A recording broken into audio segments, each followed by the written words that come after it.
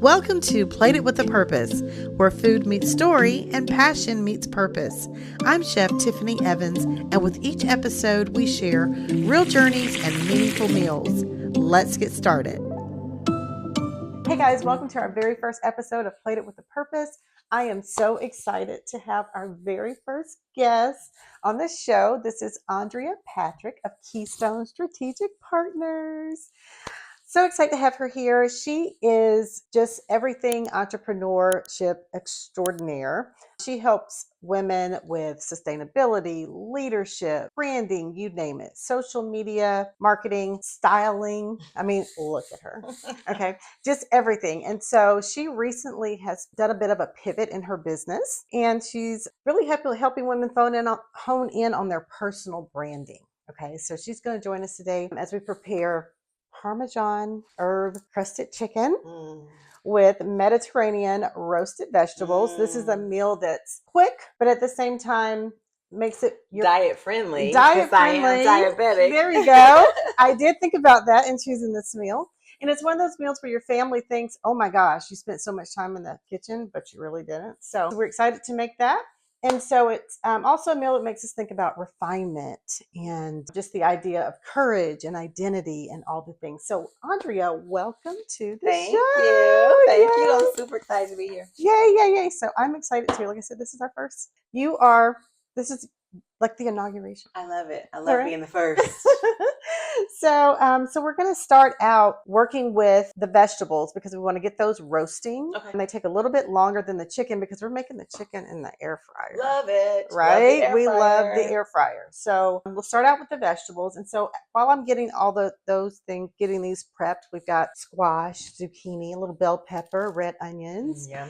All right. So while I'm getting that chopped up, I want you to tell us about Keystone Strategic Partners. Oh, okay. Well, Keystone Strategic Partners is the evolution of my previous LLC name, which was Marketing Matrix Agency, LLC.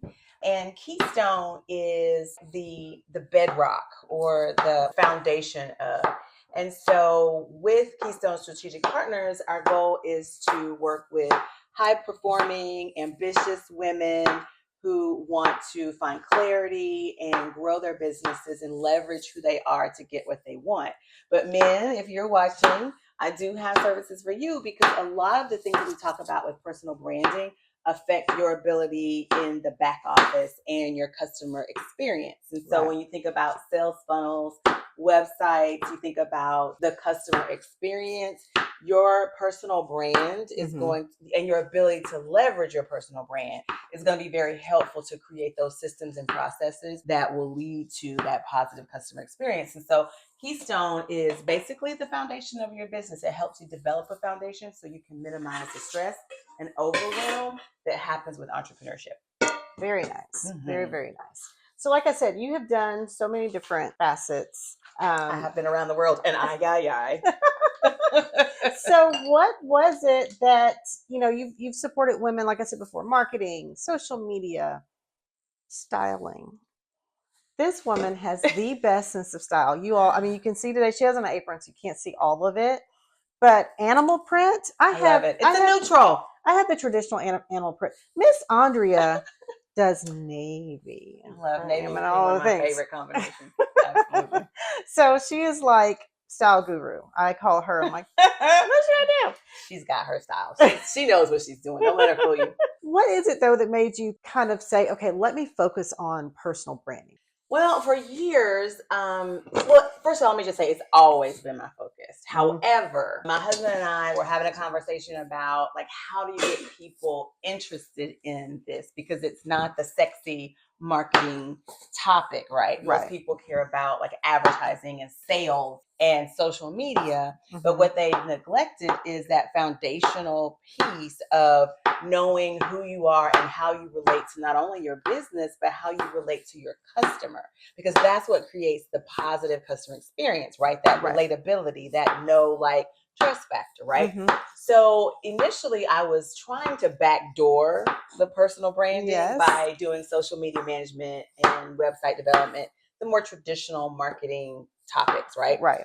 But what I found was the people that were most interested in those services were also like new business owners. They felt like that's what they needed, but at the same time didn't realize who they were talking to. They hadn't done that work. So they didn't know who their audience was. They didn't know how they related to their audience. And so my husband and I came up with this idea that if we sort of bait them with the social media management and the website development, we could backdoor the personal branding, right? Because I knew it was needed in order for me to manage their social media. Right. The challenge with that was that is very time consuming. And as we know in business, time is money. And so when it came to scaling my business, it was very difficult to scale from those small business owners, those new business owners, and get them to see the value in having me kind of come on as with a retainer or to do the coaching aspect to really solidify their foundation for their business. So though I have a heart and a love for startups and small businesses, there just comes a point in time in your business where you have to think of like the purpose of being in business, right? And that's to make money. Right. And so I do a lot of philanthropic work. I do a lot with my church. I've just created a business ministry at our church where I can scratch that small business helping itch. Yeah. But the pivot came when I realized that the people who really could understand and identify with what I had to offer were those who have been in business for a while, those who understood the value of working on their business, not in their business. Yeah. And that requires just like a whole crop of people. So I had to pivot and start changing some of the language and start doing a different type of networking and things like that. So that's how the pivot came about. So when I realized that the ambitious, high-performing woman was my audience who always seemed to talk to me, they responded well. I said, why do I keep beating my head up against the wall? Yeah. I need to go ahead and talk to the people who are talking back. So that's kind of what happened. That's what happened. Yeah. Was there a moment? I'm going to go rinse the little CDs off. Was there a moment where you came to this realization? Like you said, you were talking to your husband. Was there anything that happened? There actually was. So at the end of last year, one of the biggest things that I have been working on is getting some speaking engagements and being able to do training. Yes. I feel like working with companies that have sales teams or managers that lead teams, this training and this concept that I have, I call it my BU method. Yes. My BU method is conducive to groups because it teaches leaders how to lead better and it teaches business owners how to develop their brand in a duplicable way, a way that allows them to sort of delegate tasks a little bit easier. So yeah, I did a training recently for a group here and the training didn't go as well as I thought it went. It was not received the way I intended it to be received. And after I got over being in my feelings about it, I realized that I just was not talking to the right audience. It was nothing to do with the content. Right. Because I tested that and I sent it to everybody I knew that was in a high position to just confirm that the content was okay. Right. But when I realized that it wasn't the right group. The group. Right. And so it was a mixed group. So I can't say that it was, which thing it was. Right. Just knowing it just wasn't the right group. And so at the end of the year, every year, I always evaluate my business, determine sort of what needs to change and what I need to get rid of. And it just hit me, after a lot of prayer, because this is a faith-based endeavor for me anyway. So after doing a lot of prayer and just being like, okay, so where am I not seeing? Right. And I was really led to a lot of trainings online and just other people that I watch on YouTube, just like this. And I just started to get this consensus that the people that I needed to talk to were like me. Right. They are me. Yes. And I am a very ambitious, highly driven individual. People say all the time that they don't know how I get as many things done that I get done. And I don't see it that way. I'm people. I say that all the time. Like, but there are women like me or women who want to be that way and haven't figured out how to get it all in. Right. That's who I wanted to talk to and sort of help them benefit from my BU method. So that was kind of how it all came about. Awesome. So, okay, I've said it over and over again. You're a Jane of all trades. Was there anything or has there been anything that you had to kind of let go to be able to make this pivot? I had to let go of a couple things. One, perfection. not that not that I'm a perfectionist, but I'm that person that will research it to death and not want to start until I think I have all the answers to all the things. Yes. And this transition started maybe 2 years ago, where I realized that done was better than perfect. Yes. That was my mantra for 24 You've been trying to teach 25. me that. Yeah.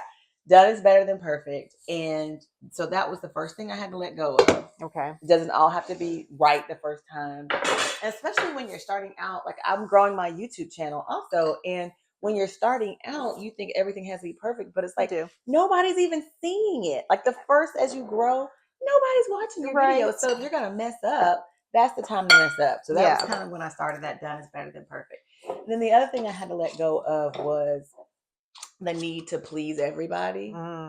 That's hard. I am an acquired taste. Okay. And what I learned from that training that I did was I was in my feelings because I thought something was wrong with me. I wasn't doing something right. But a couple of weekends ago, I actually was a coach at a marriage class. My husband and I are marriage ministry leaders. And the person that facilitated that class is a good friend of mine. And she's from Mississippi. And she's very Southern. She's very personable. And I watched her do this training for this group of people that did not look like us. Yeah. And she just commanded the room, but she was herself. And I told her after how much I appreciated that, because it was very affirming to me that it is okay for me to be myself. So I can let go of that whole idea that my training had to look like someone else's training. And I could step into my own, and do it my way. And the people that received it, those are my people. People that didn't receive it, they aren't my people. Because the content's the same. And if you don't have a problem with the content, then the issue you're having is with me. And that's not my issue. That's your issue. Right. Yeah. That was, I think that's hard. I think what does it say? Comparison is the thief of, there's like a thief of joy. Yeah. I think sometimes like you say, you look at other trainers or other people doing something similar and you compare yourself, and it's counterproductive. So I think it's great that you went through this, this process and have come to this conclusion. So. Well, the funny thing is my BU method teaches. My BU method teaches this because we are as unique as a snowflake. I say this in my training. We're as unique as a snowflake or a fingerprint. No one has the exact same combination of influence, experience, perspective, and passion. So you don't have to compare yourself because nobody compares to you, right? The challenge comes in, and we'll get to this later, is in the lack of self-awareness. Because if we're not self-aware, then the self-worth piece isn't there. And so that's why we compare ourselves to other people, because we don't recognize our own worth, our own value. So then we think that somebody else is doing it better or saying it better. That's why they're successful and we're not. And that's not the truth. We just haven't found out the outlet for our awesome. Right. I love it. I love it.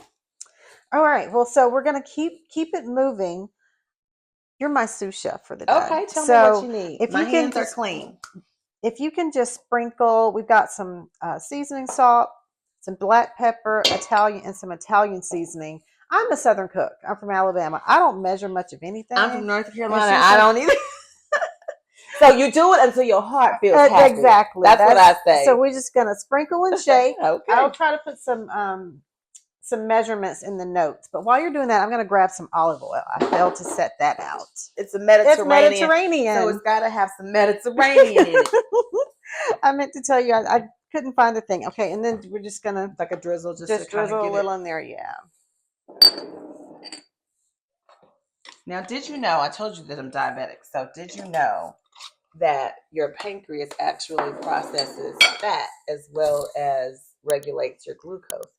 So when you're cooking, a lot of times olive oil or oils in general and butters, the fats, aren't necessary for the flavoring. We use them to prevent sticking. So one of the ways that you can add flavor is to use something like, unless you're watching your sodium, but then you can still manage it yourself. But that better than bouillon, you can get the Italian flavored one. Ooh. Mix in a little water and pour that in there, and that'll give it the flavoring, and it minimizes your fat intake. Very nice. Yeah. Do you have I do. I have here. Can we use some absolutely tongs?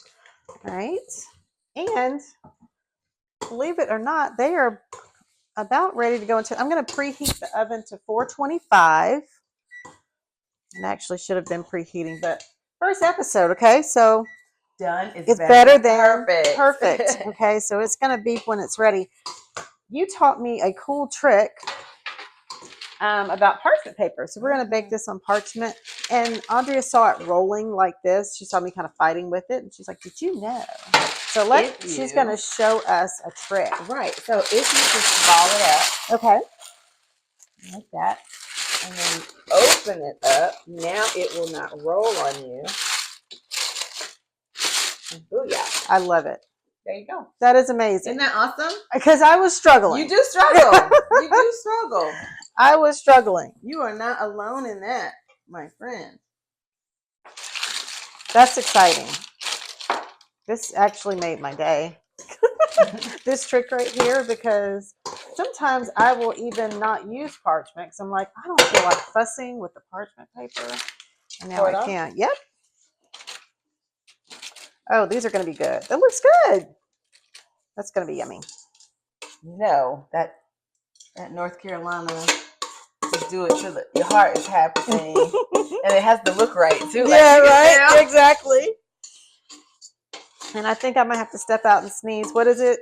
It ain't season if you're not sneezing. Until you sneezing. I'm about to sneeze.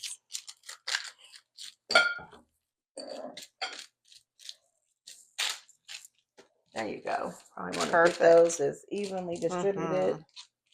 Look at that. As possible. I love it. Oh, Andrea, these are going to be good. I'm excited. Delicious. I am excited. Thank you. Oh, look at that. Yeah. Oh. Isn't that beautiful? All right. I'm so excited for these veggies. Lovely, lovely, lovely. All right. So we will keep it. I'll sit it here until our oven beeps. Okay. We'll sit it in. So now we can start working on the chicken. Okay. As we're doing that, I'm going to go ahead and ask you. So we talked about, letting go. Was there any fear in any of it? I think there's always a level of fear about whether or not something is going to be received well or if you're going to do a good job. But I'm a planner. So, yeah, like I said, I will research something to death just to make sure I have all the answers and things like that. And so I scaled down. Yeah. Because I had tons of services and like courses and products and things like that. And I was like, you know what, let's just keep it simple. And I just kind of started focusing with the strategy consulting. So leadership or brand development strategy. And then my coaching. So I'll do one-on-one coaching, or I am launching a group coaching program that I'm super excited about. I'm excited about that too. I am too. This woman has content for days. It's so funny. I do have a friend that calls it the Patrick Bible. The Patrick Bible. I agree with you. I agree. But it's all good things. And I've even compared you to therapy. Nope. Like some of the stuff. No, seriously, I'm not joking. My program, I'm not joking. We do a deep dive. Very deep. Because I do feel it's important to be self-aware. So you have to kind of do a little introspection. Yeah. Yeah. I'm talking like, go back into your childhood. Yes, we do. We go back that far. Yes, we do. Because like I said, you're the sum of your influence and experience and who you were poured into as a child. Like from birth until like adolescence, you have no say in what is being put into you. Right. And then from adolescent to adulthood, you spend that time rebelling against what is trying to be put into you, but you don't know who you are. Right. And then in your 20s, you're trying to figure out who you are. You never really figured out. And then you get married and now you're with someone else. Yes. And you're a half person and they're a half person. So you're trying to figure that out. Yes. So, we never really do the work to determine, okay, what was poured into me that is not serving me? What has been poured into me that can serve me? How do I get rid of what's not working and amplify what is working so that I can be successful? Right. So, oh, man. Yeah. That's a lot. So we have to do that work before we can get into the self-worth piece and the self-esteem and self-confidence piece. And I've done that work with you. And seriously, at the end, it was like, I feel like I need to, like, what was your hourly rate? Right. Right. I'm like, I've had therapists who didn't go this deep. I had that said, so besides you, other people have said that too. Seriously. But don't be afraid. It's fun. It's fun. It's all good things. It's far less threatening. I don't think there were any Kleenex involved. Right, It's just right. these aha moments. So do you ever question, or did you ever have any doubt or question that people would kind of question this new direction that you're going in, or well, not necessarily new? Well, there are always going to be naysayers. Yeah. But I think for the most part, what I got was it's about time. Because so many people have been telling me that you're talking to the wrong people. Yeah. Like, you just need to get in front of the right group. Right. And because my heart was so much for small businesses and people who were like me when I started my business. When you start your business, you don't have a lot of money. Maybe you put all of your money into starting the business. So you don't have money for the help that you need to actually be successful, right? Yeah. And so I was trying to be that help. But the other challenge when you start off is your mindset. Mm-hmm. So you have not made it to a point in your business where you have the mindset that help is needed. Right. And that things are important besides your ability to provide that service or that product. Yeah. So, do you think visibility had anything to do with it? Do you think women struggle with visibility, or do you struggle with this idea of afraid of being seen? Like what people are going to think? Oh, absolutely. That is a common thing amongst women, especially. I don't think men care as much about it. Yeah. But women really do struggle in this area. And I feel like, given the work that I've done on myself, because my BU method is built around the personal lessons that I've learned. Yeah. And what I've found is the idea of being afraid to be seen, or imposter syndrome, or like that negative self-talk that happens. Mm-hmm. All of that comes from, and that fear, like you said, all of that comes from a lack of self-awareness. And there's this study, I talked about it in a recent video, where it said only about 12% of us are self-aware. Wow. And that means there's a lot of room for growth. We all think we're self-aware. Yeah, I was going to say, we think we are. We all think we're self-aware until we get to things like promoting our businesses, or resolving conflict with people, or building a team and leading an organization. We feel like we're self-aware until we run up against somebody else. Yeah. And then there's doubt. Then there's fear. Yes. There's trepidation. Yes. Anxiety, frustration, all those things come up because you don't know you and how you need to show up in any given situation. Because who can we control? Only ourselves. Only ourselves.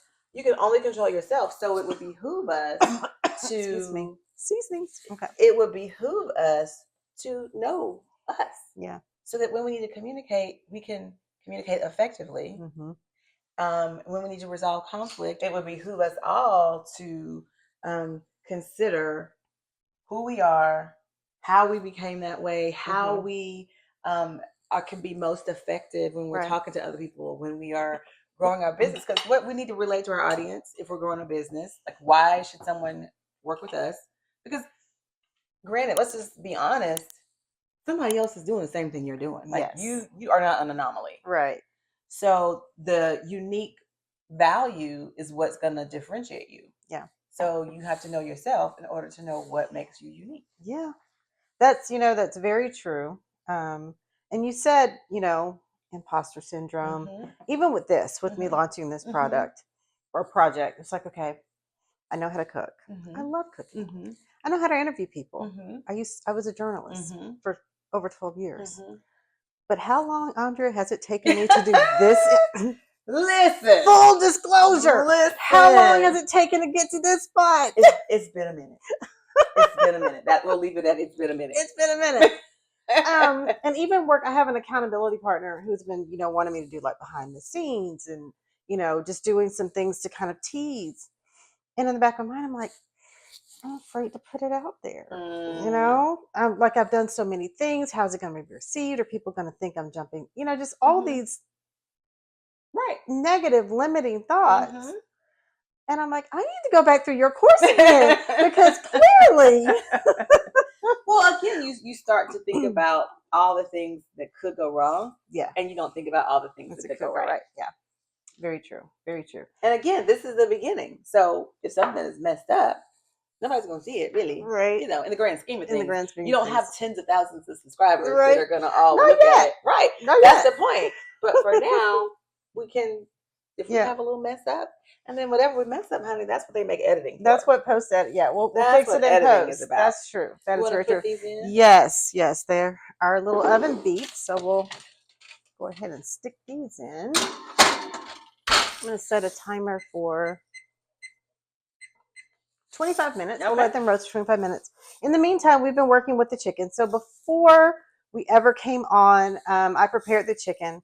I did wash it. I rinse my chicken. I know there's a debate on that. Whatever. I rinsed it, trimmed it, butterflied it, disinfected everything that it touched, and so it's here. It's ready. And I've seasoned it with some seasoning salt, onion powder, garlic powder. You know the stuff we. The same old. The same old. I mean, it is what it is. The Trinity. The Thank quadrinity. you. What do you call it? Salt, pepper, garlic powder, onion powder. Those are my go-to. And plus we're about to batter it in some breadcrumbs that are seasoned, so I'm going kind of light on the seasoning. So now that that's done, I'm gonna put it over to the side. I'm gonna grab a bowl, and this is where it gets fun. Mm-hmm. To this bowl, where's my little spoon? I'm going to add. Are y'all ready for this? Mayonnaise. Mayo. A quarter cup of mayo. It just makes the chicken so moist. Mm-hmm. We're gonna do 2 cloves of garlic. I don't know. Do you use this? I don't. I buy it in the jar. In the jar. The jar is fine. I buy these crushed. They're crushed garlic, and they're frozen little ice cubes. And there's nothing added to them. So sometimes the jar can have a little added flavor too. If you don't taste it, then it's fine. But these, you just pop them out. Yep, they've been sitting out too long. But usually they just pop out like a little ice cube. Mm-hmm. And it makes it really easy. I do have a garlic press, but like I said, I'm usually in a rush. So these are a lifesaver. Mm-hmm. I'm going to stir it up. And they thaw out super fast. So it's like you should take them out, go ahead and pop them out, because once they start thawing, it's just hard to get them out. Hard to get them out of the thing. Okay, so while I'm working with this, we're going to keep going. And let's talk a little bit about personal branding. Okay. All right. Talk to us. What is personal branding? So personal branding, first of all, is an adjective. Okay. No, it's a verb. I'm sorry. Okay. Personal branding is a verb. It's something you do. It is a process. Mm-hmm. It's something that you are constantly doing. And it is where you leverage your unique value. Okay. In a consistent way. So it's basically you showing up consistently the way you want to be seen and recognized by other people. Your personal brand is how other people see you, right? Okay. But personal branding is the act of being that thing that you want people to know you for. So within my BU method, we develop what I call a personal operating system. So if you think about your Android, which I know is your favorite. Oh yeah, not so much. The Apple the Apple operating system. Mm-hmm. Those systems are how your phone functions, right? Right. It's all of the ins and outs and intricacies of your phone, and so that your phone is going to produce the same thing over and over again. It's going to be very consistent. Mm-hmm. So your personal operating system is you having done the work to show up consistently as yourself, be known for that thing over and over again, right? Right. So your personal branding is the action of that personal operating system. It's just you showing up consistently, leveraging who you are to get the things that you want in a consistent way. Nice. Very nice. Do you think business owners, we're talking about women, but men too, business owners, do you think that's widely understood? No. Personal branding or your personal brand is seen as an advertising tool. I think it's that the branding piece is what gets everybody. Right. They're thinking, oh, it's the logo The that I logos, use. yes. It's the font type that I use. Right. It's the pictures that I typically use. Mm-hmm. It's the style of thumbnail I do on YouTube. And that is not personal branding. That's not personal branding. That's not even your personal brand. That is a brand. That is branding. Right. There's the difference. What I think most people get wrong is marketing is made up of a host of things. Yes. Sales falls under marketing. Branding falls under marketing. Networking falls under marketing. Web development falls under marketing. But when you're thinking about the personal brand and personal branding, that really is more to do with you. It's an internal thing. Okay. It's you determining how you want to be seen and how you can maintain that. Interesting. In a very authentic and organic way. Right. Because if you're being yourself and you're showing up as yourself on a regular basis, that's your personal operating system. So then your personal brand is sort of solidified. So now, just like going to the grocery store, you'll be you. And I'll tell you the other thing, when you are leveraging who you are to get what you want, you can turn any conversation towards your business, towards the thing that you want to show attention to. Wow. Because it's so ingrained in you, you're pulling from things that you know. Right. Quick example, there's a lady in one of our networking groups who does, she has a healthcare product. Okay. And she's a nurse. Okay. And she cannot, for the life of her, stop reading her 30-second pitch or reading her. I mean, she just reads everything. And my advice to her was you're a nurse. So you know about the body. You had to learn that in school. You sell a product that helps that body perform better. Use the product as a tool, but you be the unique value that's talking to people about their body and what they need to feel the way they want to feel. Okay. And then you can use the products, the various, inventory of products that you have, and you can pick them and say, oh, well, if you need more energy, this product will work. Oh, you need more endurance, this product will work. Oh, you want to lose weight, this product will work. Now that becomes a tool. You, in this case, the woman that I'm speaking of, is the actual product. They're buying her. They can buy a supplement anywhere. Right. They can go to GNC and buy a supplement. Right. But if you have developed a personal brand and you are operating within your personal operating system and you're leveraging that consistently, you can turn any conversation into your business. Right. So it's interesting. It just from you explaining personal branding, it seems like it ties like hand in hand with the whole self-awareness. Absolutely. That you can't do it unless you're self-aware, right? Yeah. You won't know how you connect to your business. So if you think about it, I'm selling you personal brand development. And I have just told you that I came to this BU method from personal experience. That's how I connect to my brand. Right. Now I can look at my journey to come to the conclusion of how I became self-aware. I can use that journey and turn that into a series of steps that I took. And now I can recognize those steps in someone else who might need my product. So if I'm talking to you and we're talking about, we register on a plane, talking about how pretty the sky was that day, and we get into a conversation, if throughout that conversation, I notice that you're at one of the stages that I had to take, maybe you haven't gotten somewhere yet, and I know you might need some, I can start you right there. I don't start you at the beginning. Right. I recognize which step you're in because it's my journey. And then I can begin to talk to you and start to guide the conversation into a way where I can say, oh, I've been there, I've done that, I've got a button and a t-shirt, here's how I got out of it. Right. You were on plane. Yeah. That could be a potential customer. Exactly. So that's the importance of understanding your own journey and becoming self-aware, having that self-worth, knowing what your self-worth is and your value. Then you can step into that self-esteem where now you're confident enough to actually do it. Right. So yeah, the personal branding and all that stuff is important. Self-awareness is the key. It's the key. Yeah. Yeah. Oh, look at there. Look See how I did that. Very smooth. So it feels like, I mean, we're friends. So I kind of have her in my back. She helps me all the I time. do. But I always say, Andrea, I hear what you're saying, but I'm just so scattered. Like in my ADHD brain, everything's just going. And it's, what do you say to the woman who feels like that? Who I get what you're saying, all the pieces, but they're all scattered out. Like I'm lacking the clarity. To be able to bring it all together. What's the first step? Well, the first step is to own it, like you just did. Yeah. And then the next step is to, they say, when you know better, you do better. Yeah. Right. So the idea is to uncover the thing that's preventing you from having that consistency. I'll we all show up in this world with baggage, right? Again, we are the sum of our influence, experience, perspective, and passion. So I talked about earlier how our parents pour into us, people pour into us. Well, we have to, at some point, once we've identified that this is an issue that we want to change, we've got to go to that baggage and we've got to figure out where that thing came from. It came from somewhere. It was poured into you. You weren't born, trying to scathe off like the things, right? Right.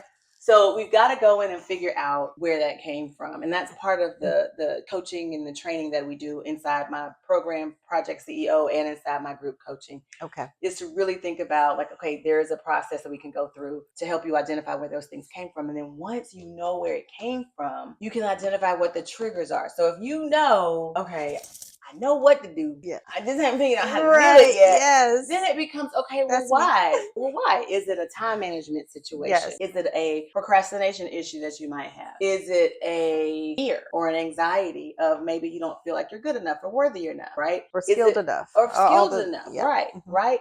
So that goes back to us teaching you how to develop your value inside yourself and to stop looking at yourself as someone that is not unique, right? You don't have to get it right. Nobody's perfect. So everybody messes up. So once you learn that it's okay for me to mess up because I did my best, I call them creating circumstances for optimal success, right? So in identifying your self-awareness and developing your personal operating system, you can then create and set yourself up for success. So if you know you struggle with time, then you're going to create a balanced calendar, right? A balanced time management. And if you know you struggle with procrastination, you're going to do a little bit of habit stacking so that you can get the things done that need to be done. Yeah. Right? So yeah, you build all those things in based on what you know about yourself. I love it. I love it. And just like now, I'm not necessarily managing my time. Right. We're talking. We have stopped cooking. Food is happening. So while we were talking, I seasoned the chicken and then remember the mayo and the garlic. So what I did was I just slathered it, bathed it in there. Okay. Doesn't that look? That's just going to cook up great. And so next what we're going to do is work on the breading. And then while we're doing that, while I'm working on the breading, we're going to talk about what's anchored you. Because I mean, you seem very grounded and convicted and passionate about the direct, where you've been and the direction that you're going into. So what has kind of anchored you there as as you're making this pivot? And we're going to anchor this chicken with these breadcrumbs. So this is about a cup of breadcrumbs. My faith, really, honestly, and the people that are in my life, the closest people to me, give me encouragement and continue to motivate me. But really, my faith. And I found last year, a couple of years ago, someone asked me because I told this person, I was like, every year, I'm like, I pray, and I'm like, okay, God, what am I supposed to do next? Like, I feel like you need to just point me in the right direction. Right. And he would. And then at the end of the year, I found myself saying the same thing over and over again. And then this person asked me, and it just kind of knocked me out of my shoes. She was like, well, when you asked him that first time and he pointed you in the right direction, did you go back to him for the next step? And I was like, no. Oopsie. Didn't. So we take things on ourselves. Yeah. Whatever that thing is for you, you might go to it and say, okay, this is what's going to get me going. It inspires me. But then you don't go back and ask for the next step. To think about the next step. And you just okay, I got it. Got the assignment. And you just take off. You take off. Yeah. So yeah, that's kind of really what has anchored me. And then my husband, he's a great support. Giuseppe. That's awesome. That's really awesome. Does doubt ever still creep in? Absolutely. You don't get rid of it. Okay. You just have tools to either mitigate it or minimize it when it happens. Because triggers, that's the beauty of understanding yourself. When you put it this way, you know that if you walk in front of a car, you're going to get hit, right? So what do? You just don't walk in front of the car. If for some reason you don't see the car, you know how to jump back so that you don't get hit by the car. So the same rule applies here. If you identify and become very self-aware and identify what is going to derail you, what's going to make you feel like you're not good enough, then you can set yourself up with those circumstances for optimal success that will alleviate all of that. Because if you have set yourself up with those circumstances for optimal success, that means you've evaluated your strength in that situation. You know where your limitations lie in that situation. You know what you want to get out of it, and you know what your non-negotiables are going to be. Okay. So if you operate within that framework, creating those circumstances for optimal success, then no matter the outcome, whether it worked or didn't work, you'll know you did your best. You accounted for the things that you weren't good at. Yeah. You kept your eye on the prize with what you wanted, and you did not tolerate any of the things that could derail you. So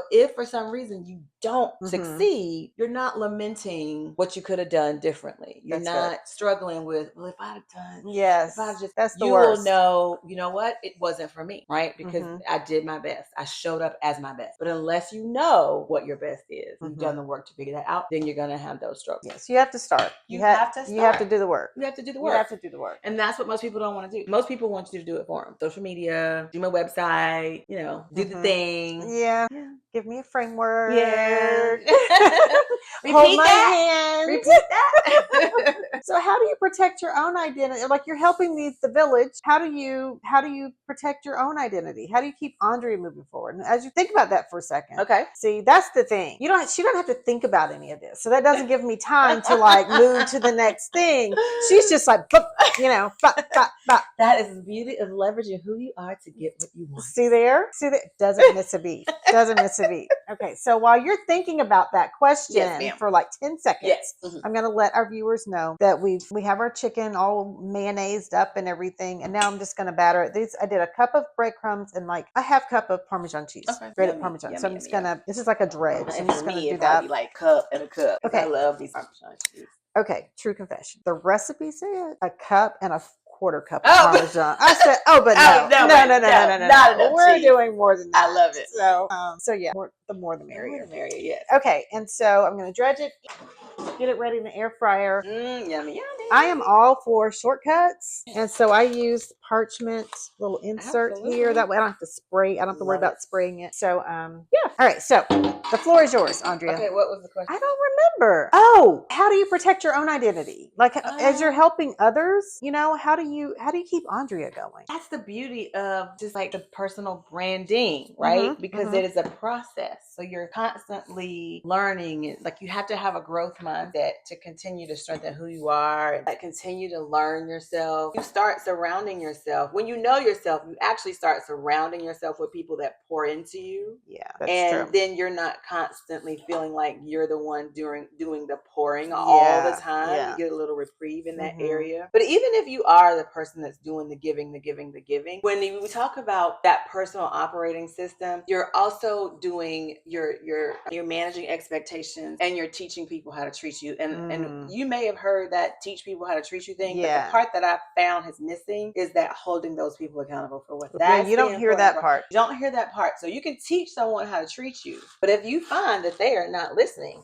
they're not abiding by the rules, you are completely within your right to hold them accountable. Right. So it's boundaries. You have to protect yourself. Right. Managing expectations, not just their expectations of you, but your expectations of yourself. And staying true to your personal operating system and not selling out, right? That's not selling yourself out. And I'm gonna tell you, one of the things that I learned last year that really hit me hard was, I know you heard people talk about like you got to get up at 5 o'clock in the morning. Yes. And so I kept thinking, well, I am just not a very good entrepreneur if I'm not getting up at 5 o'clock in the morning. Yes. And so I tried it, and y'all, I could not. It was not sustainable. And then I would feel bad. So like, oh, well, I can't even do that right. What's wrong with me?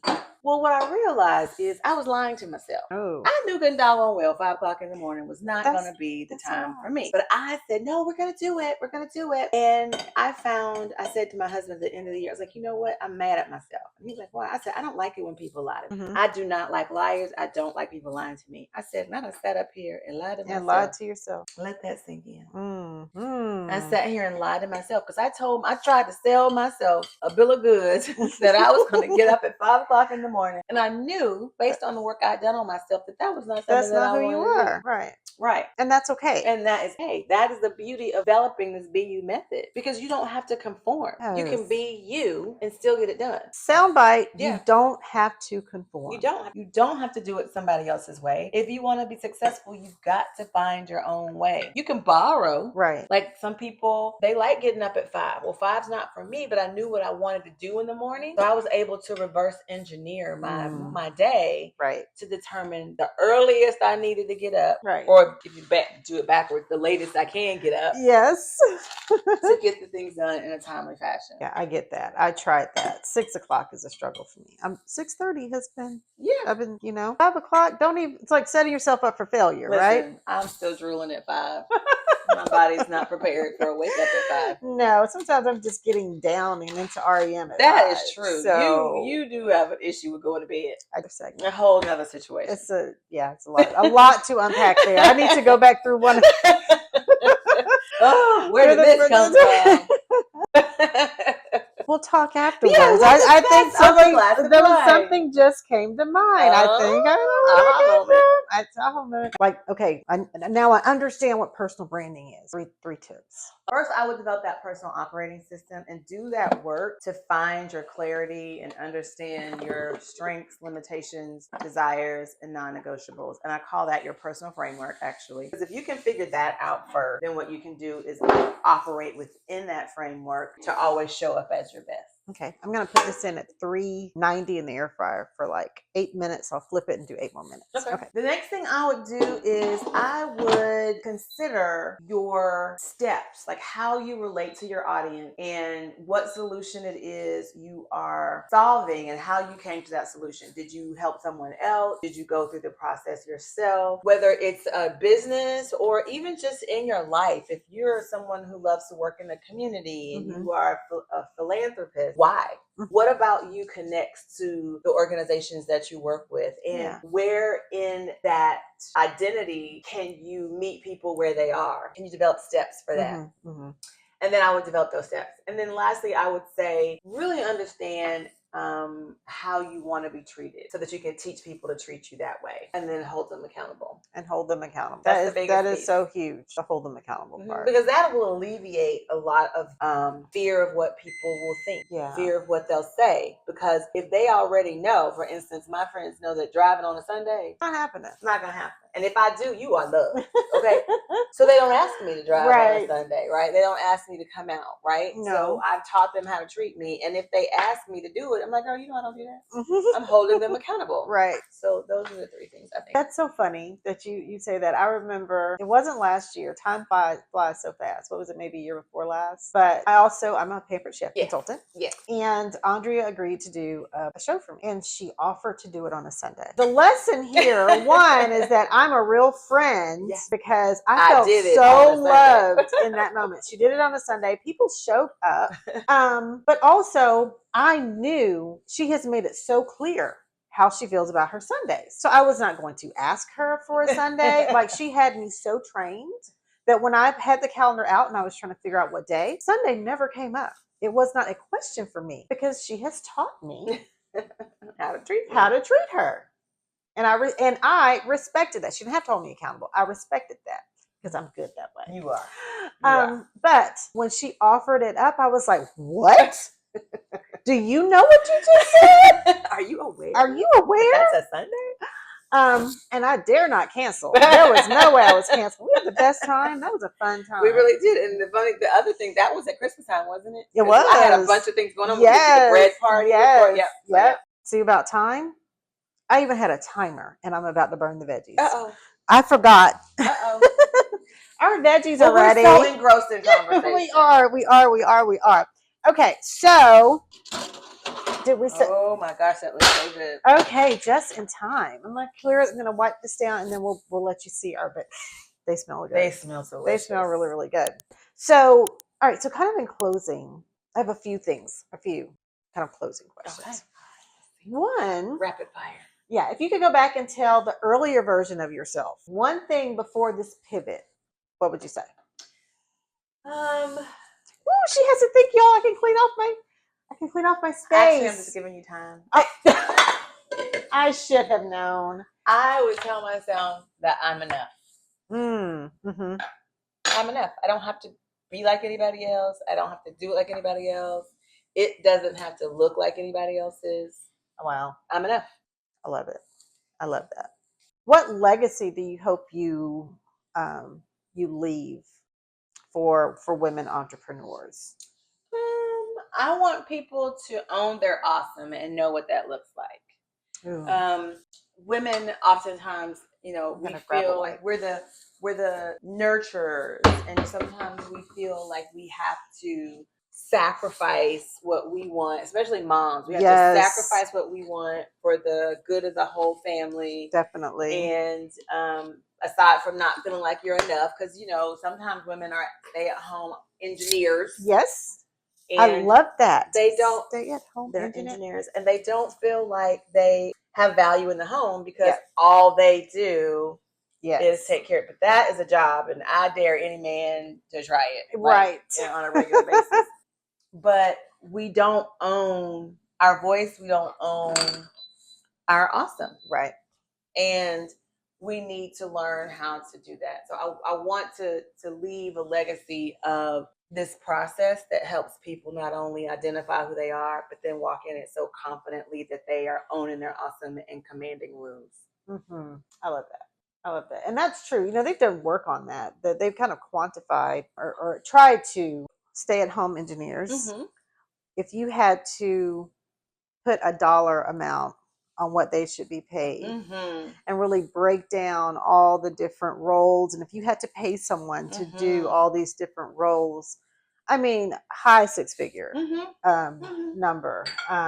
Think about with children, conflict resolution. Oh my gosh. With you and your spouse, communication. Oh my gosh. Emotional intelligence, all the things. So absolutely. All right, so you know what? I'm gonna go wash my hands, so I just use a disinfectant wipe. Can you reach behind and bring our veggies? Here's maybe show our audience how our veggies are looking. Yummy. Here, another set of tongs I can give you, or even just no, here we are. Can't wait to try it.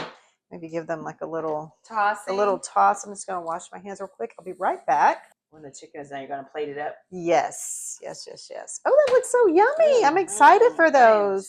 I am excited for those. All right, Andrea. So really light. If you could invite any woman, living or historical, into this kitchen to cook with us or sit at the table and talk about identity and leadership, who would you choose? I have it. Why? Well, because this person I'm gonna have a conversation with. I need to have a conversation. I don't know if it'll happen, but I need to. I can't wait to get in their presence and ask them a few poignant questions. Okay. Eve, please tell me. I need Eve in here because I need her to explain to me how she flubbed this leadership, like how her job was to be a helpmate for her husband. And instead, she caused us all kinds of pain and turmoil as women. She had one job. She had one job. And she did not do it well at all. And so I need to understand the mindset of the person that jacked me up the way I am. So yes, I want to have her in the kitchen over a meal and say, Eve, we're not doing anything apple related. Okay?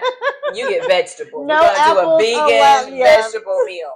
She gets Brussels sprouts. You get Brussels sprouts. She gets Brussels sprouts. An eggplant. That is too much. That's too much.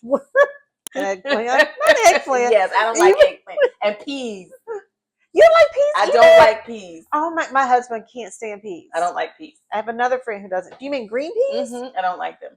Really? Yes. You're the third person. I love peas, but I can't make them. He won't eat them. Yeah, I don't like them. Yeah, I love peas. Okay, see, I could just go down rabbit holes and tangents. Okay, so I've asked you all the questions. Sneak peek. We're going to flip this around, and you're going to ask me some questions. But that's another episode, so you have to make sure that you come back for that. Subscribe. Click that notification bell and give this video a thumbs up. See, she's so good. She's so good at this. Is there anything that you would like to add to the conversation? Anything that I may have missed?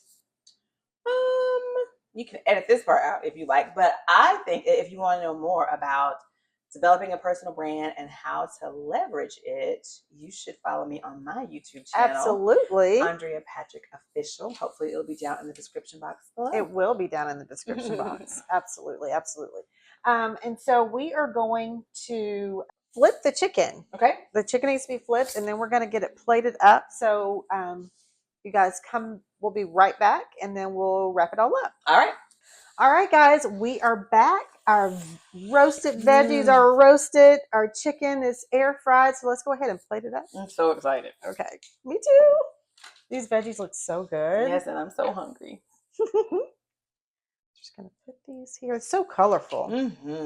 That's what you want on your plate, right? You want it to be colorful, not yellow. Right. I hate when I go somewhere and all they have is like yellow stuff. I know, right? It's like what mac and cheese, cornbread. It's like, what were y'all thinking? Right. And then the chicken. How beautiful is that? Oh my goodness. In the air fryer. Oh my gosh. How delicious. I'm gonna grab my phone because I want this. Is that not beautiful? Is delicious looking. Now if I were doing oh my gosh, if we had smell-o-vision. Oh my goodness, look at that. So what we have is a very intentional meal here. So we've got the herbs. It's not overwhelming, but we still have the colorful veggies here. And so we have a very clear, okay, a lot of clarity on the plate. We've got our protein, our vegetables going here, and hopefully this is reflective of the clarity that we need to have. I like how you did that, my friend. Very nice, very nice. So I'm going to let you be our taste. You want to do our taste? Are you going to cut the chicken here? Oh my gosh, guys. Oh, there we go. Oh, it's hot, so be careful. Hot. So let's try the vegetables first, so I can give the chicken a second to cool off before I stick it in my mouth. It's piping hot. Okay. I